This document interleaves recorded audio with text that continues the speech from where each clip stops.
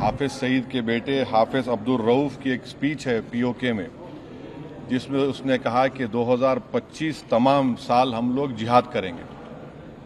तो ये जिहाद का नाम लेकर, ये भारत में गलत नाम लेकर कत्ल करना चाहते हैं, आतंक फैलाना चाहते हैं। कश्मीर में गवर्नमेंट को के पास एक बहुत सुनहरा मौका है, तारीखी मौका है कि वो यकीनन पाकिस्तान को कन्फ्रंट करें, मगर कश्मीरियों को अडॉप्ट करें। तो पूंछ में जो लोगों की मौत हुई, सिविलियन लोगों की, और उरी में जो लोग जख्मी हुए, जिनके घर को नुकसान पहुंचा, गवर्नमेंट उनको टेररिस्ट विक्टिम का ऐलान करे। जो ऑपरेशन सिंदूर हुआ, उसका मेरी नज़र में सबसे बड़ा इम्पोर्टेंस ये है कि मुरीद की और भावलपुर पर अटैक होना, ये नॉन टेररिस्ट ऑर्गेनाइजेशंस के हेडक्वार्टर्स हैं। आज के ऑल पार्टी मीटिंग में मैंने कॉम्प्लीमेंट किया हमारी आर्म फोर्सेस को और भारत सरकार को कि उन्होंने एक ऑपरेशन सिंदूर को अंजाम दिया। मैंने अपनी बात में ये कहा कि एक इंटरनेशनल कैंपेन हमको चलाना चाहिए टीआरएफ के खिलाफ, और ख़ास तौर से सिक्योरिटी काउंसिल इसको डिजिग्नेट करे, और हमको यूनाइटेड स्टेट्स ऑफ अमेरिका को ये बताना है कि वो अपने ही मुल्क में इसको फॉरेन टेररिस्ट ऑर्गेनाइजेशन डिजिग्नेट करे।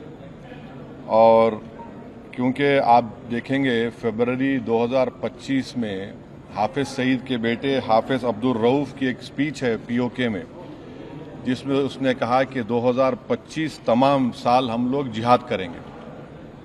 तो ये जिहाद का नाम लेकर, ये भारत में गलत नाम लेकर कत्ल करना चाहते हैं, आतंक फैलाना चाहते हैं। तो यूएस को हम रिक्वेस्ट करें, उनको लॉबी करें कि ये टीआरएफ को एक फॉरेन टेररिस्ट ऑर्गेनाइजेशन बनाए, पाकिस्तान को एफएटीएफ के ग्रे लिस्ट में डाला जाए। यूनाइटेड किंगडम से हमने ट्रेड डील किया है, अब क्या क्या बहुत सी चीज़ें कम हो जाएंगी, टैरिफ कम होगा। तो हम यूके गवर्नमेंट से कहें कि वो भी टीआरएफ को बैन करें, और यूके ट्रेजरी पाकिस्तान को सैंक्शन करे। यूनाइटेड स्टेट्स से हम ट्रेड डील करने जा रहे हैं, और यूएस प्रेसिडेंट ने कहा कि ज़ीरो टैरिफ होगा एग्रीकल्चर पर। तो ये मोर द रीज़न है कि हम यूएस भी इसको कबूल करें। अब कश्मीर में गवर्नमेंट को के पास एक बहुत सुनहरा मौका है, तारीखी मौका है कि वो यकीनन पाकिस्तान को कन्फ्रंट करें, मगर कश्मीरियों को अडॉप्ट करें। आप कश्मीरियों को ख़रीब करें, और ख़ास तौर से मैंने कहा कि जो पूंछ में जो लोगों की मौत हुई, सिविलियन लोगों की, और उरी में जो लोग जख्मी हुए, जिनके घर को नुकसान पहुंचा, गवर्नमेंट उनको टेररिस्ट विक्टिम का ऐलान करे, क्योंकि पाकिस्तान शेलिंग में उनकी मौत हुई है, और सिक्योरिटी रिलेटेड एक्सपेंडिचर के तहत मरने वालों को एक्सग्रेशिया दिया, और सरकार उनका घर बना के दे। और मैंने कहा कि साउथ कश्मीर में गवर्नमेंट को बहुत एहतियात से काम करने की ज़रूरत है, वहाँ के यूथ को हमको ख़रीब करना है। और जो ऑपरेशन सिंदूर हुआ, उसका मेरी नज़र में सबसे बड़ा इम्पोर्टेंस ये है कि मुरीद की और भावलपुर पर अटैक होना, ये नॉन टेररिस्ट ऑर्गेनाइजेशंस के हेडक्वार्टर्स हैं। ये बहुत अहम बात है जिसको हमको समझने की ज़रूरत है। मिलिट्री स्ट्रेटजी वाइज आप देखेंगे, अब हमारे देश के लिए दो फ्रंट पे हॉस्टिलिटी होगी, एलएसी और एलओसी पर। इसलिए कि जब 16 में उरी हुआ, 2019 में हम बालाकोट किए, आज हमारी 50,000 फौज गलवान और पे बैठी हुई है। तो ये टू फ्रंट हॉस्टिलिटी को हमको देखने की ज़रूरत है।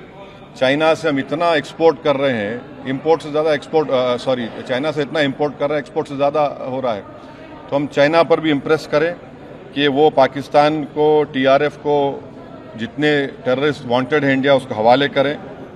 और गवर्नमेंट से मैंने गवर्नमेंट से कहा कि आपने अच्छा जवाब दिया ओआईसी को, और तुर्किया को हमको समझाना है कि तुर्किया पूरे विश्व में एक ऐसा कंट्री है जो अपने ही देश में जो टेररिस्ट ऑर्गेनाइजेशन है कर्ड्स, उनको बॉम्ब करता है।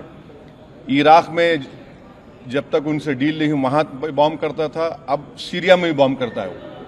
तो तुर्किया को समझाने की ज़रूरत है कि जब आप कर्ड्स के ऊपर जो टेररिस्ट ऑर्गेनाइजेशन है उनको आप एक्शन ले सकते, तो भारत पे क्यों वो सवाल उठा रहे हैं।